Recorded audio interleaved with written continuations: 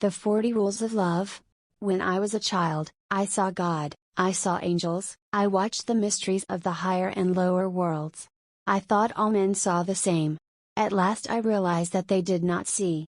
Shams of Tabriz. Ella. Northampton, May 17, 2008. Birds were singing outside her kitchen window on that balmy day in spring. Afterward Ella replayed the scene in her mind so many times that, rather than a fragment from the past, it felt like an ongoing moment still happening somewhere out there in the universe. There they were, sitting around the table, having a late family lunch on a Saturday afternoon. Her husband was filling his plate with fried chicken legs, his favorite food. Avi was playing his knife and fork like drumsticks while his twin, Orly, was trying to calculate how many bites of which food she could eat so as not to ruin her diet of 650 calories a day. Jeanette, who was a freshman at Mount Holyoke College nearby, seemed lost in her thoughts as she spread cream cheese on another slice of bread. Also at the table sat Aunt Esther, who had stopped by to drop off one of her famous marble cakes and then stayed on for lunch. Ella had a lot of work to do afterward, but she was not ready to leave the table just yet. Lately they didn't have too many shared family meals, and she saw this as a golden chance for everyone to reconnect. "Esther, did Ella give you the good news?" David asked suddenly. She found a great job. Though Ella had graduated with a degree in English literature and loved fiction, she hadn't done much in the field after college, other than editing small pieces for women's magazines, attending a few book clubs, and occasionally writing book reviews for some local papers. That was all. There was a time when she'd aspired to become a prominent book critic, but then she simply accepted the fact that life had carried her elsewhere, turning her into an industrious housewife with 3 kids and endless domestic responsibilities. Not that she complained. Being the mother, the wife, the dog walker, and the housekeeper kept her busy enough. She didn't have to be a breadwinner on top of all these. Though none of her feminist friends from Smith College approved of her choice, she was satisfied to be a stay-at-home mom and grateful that she and her husband could afford it.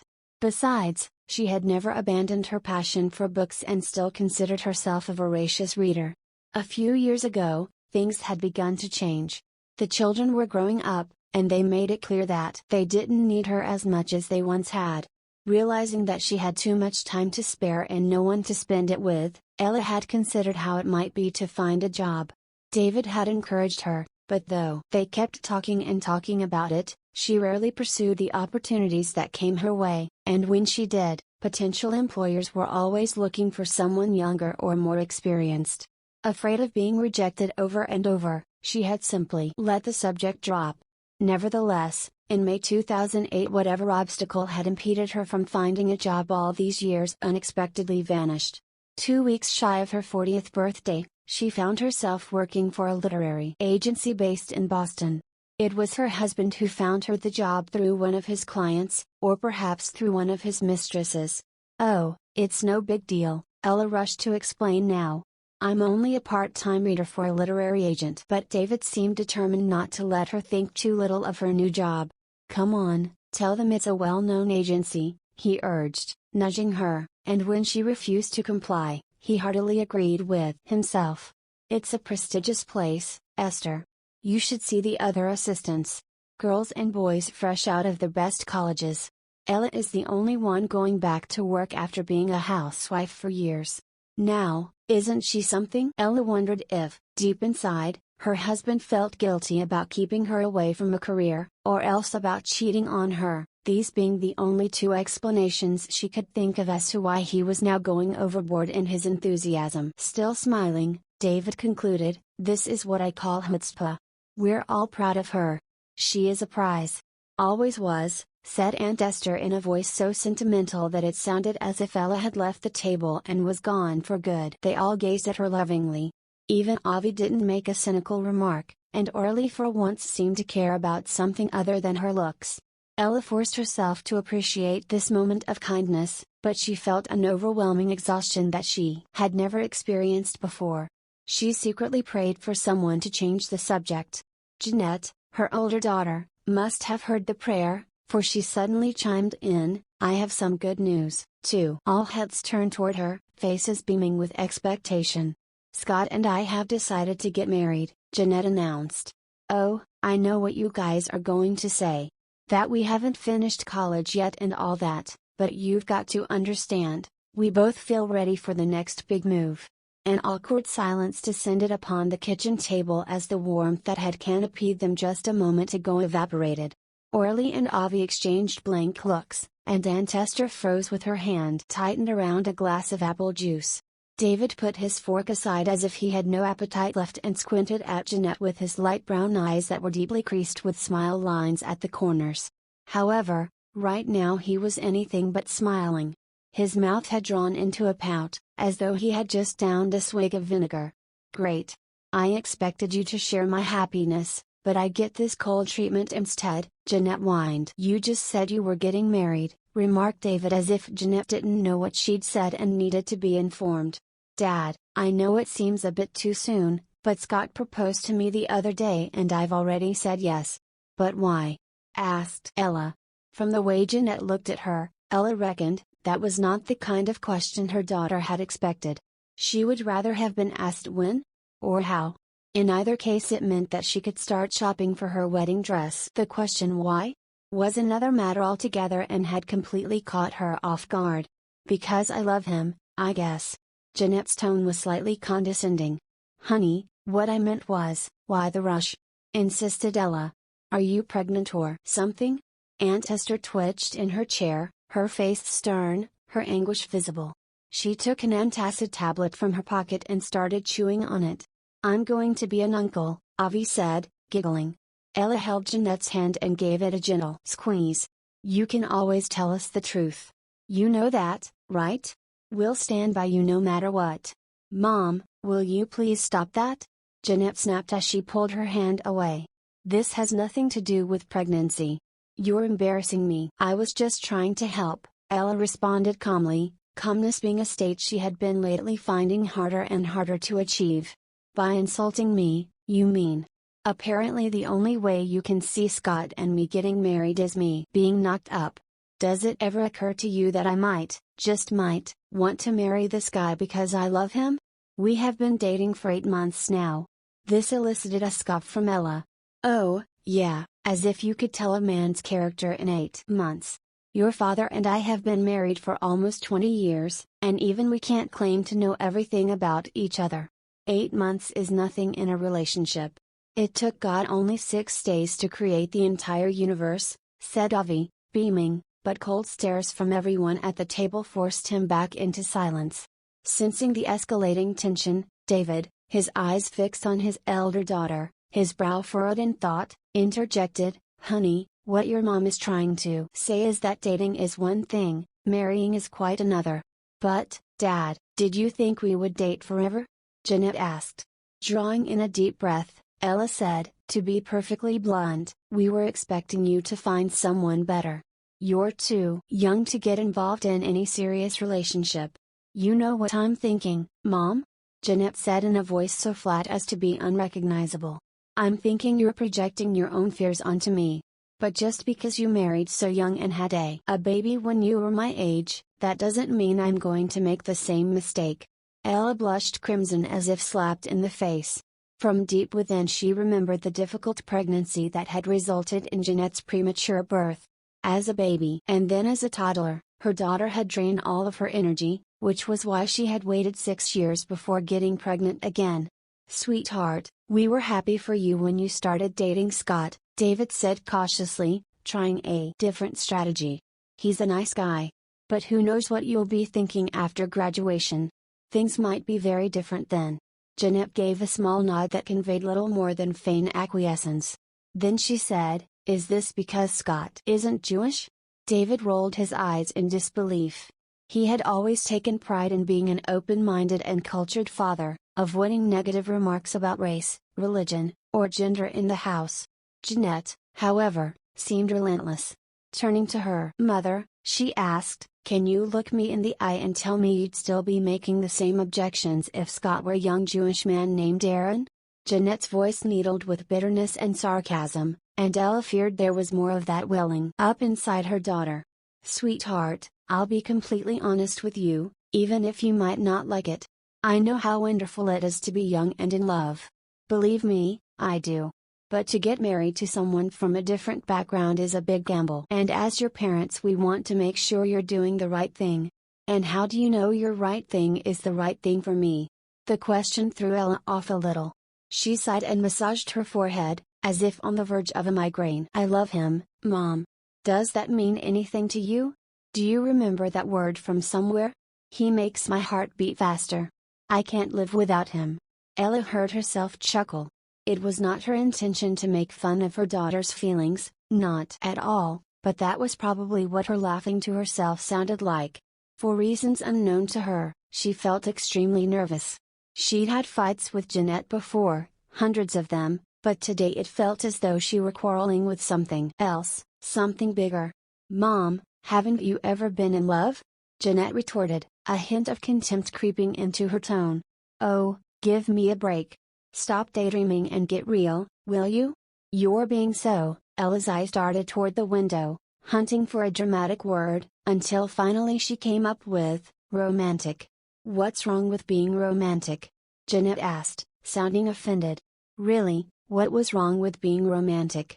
Ella wondered. Since when was she so annoyed by romanticism?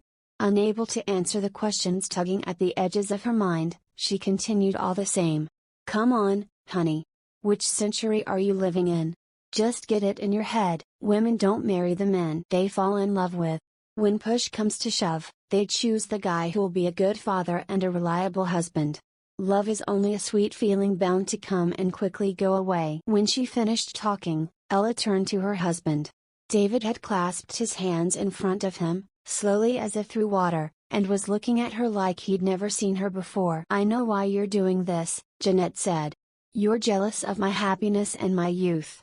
You want to make an unhappy housewife out of me. You want me to be you, Mom. Ella felt a strange, sinking feeling in the pit of her stomach, as if she had a giant rock sitting there. Was she an unhappy housewife? A middle-aged mom trapped in a failing marriage?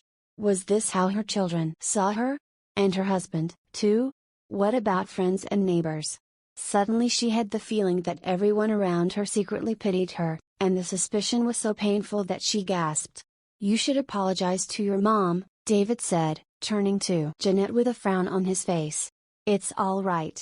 I don't expect an apology, Ella said dejectedly. Jeanette gave her mother a mock leer. And just like that, she pushed back her chair, threw her napkin aside, and walked out of the kitchen.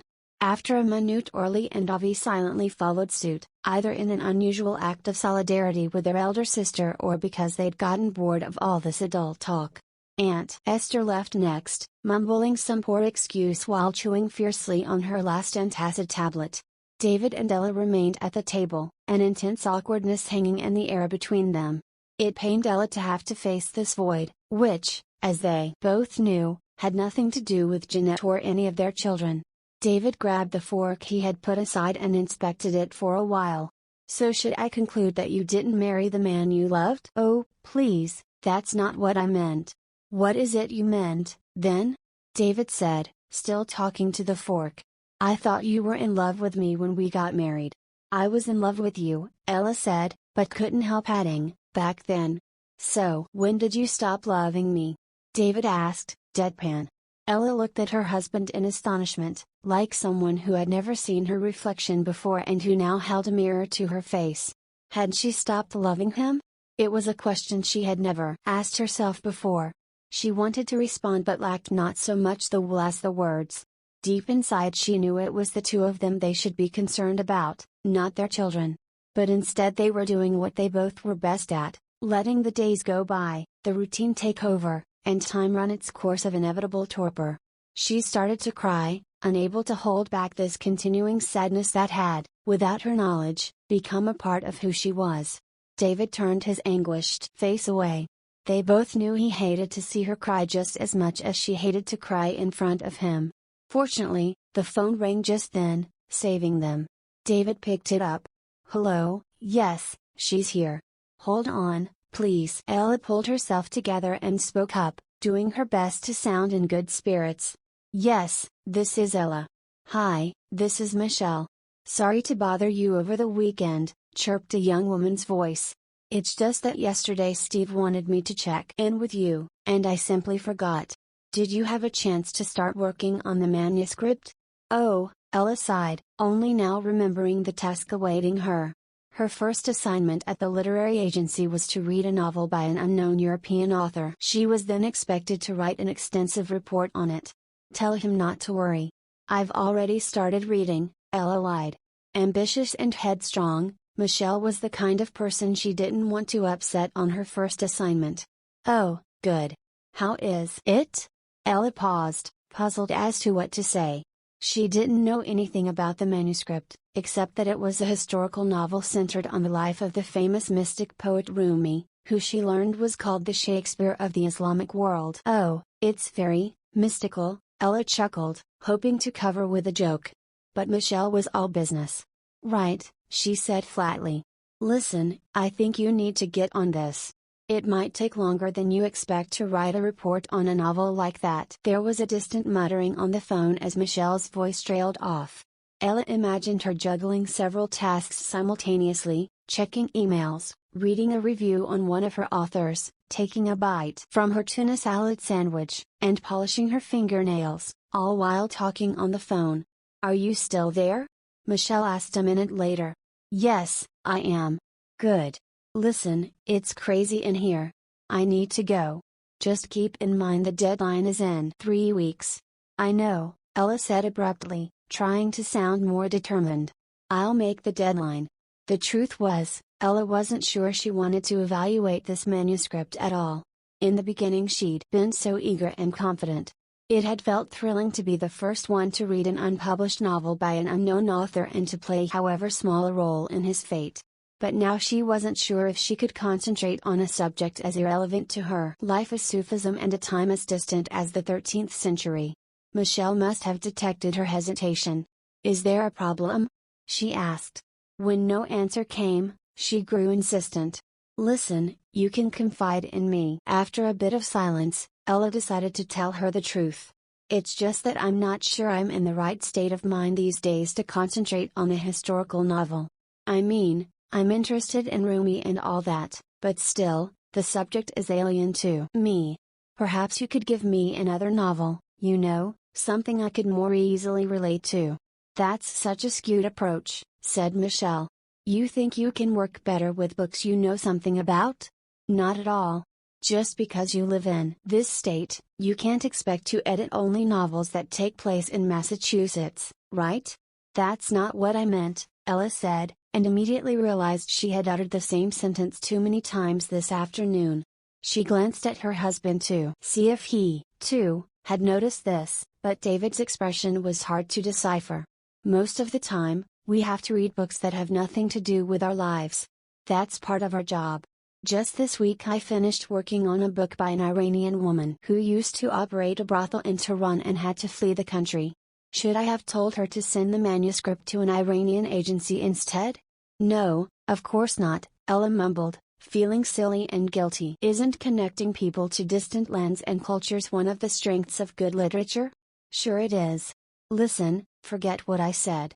You'll have a report on your desk before the deadline, Ella conceded, hating Michelle for treating her as if she were the dullest person alive and hating herself for allowing this to happen.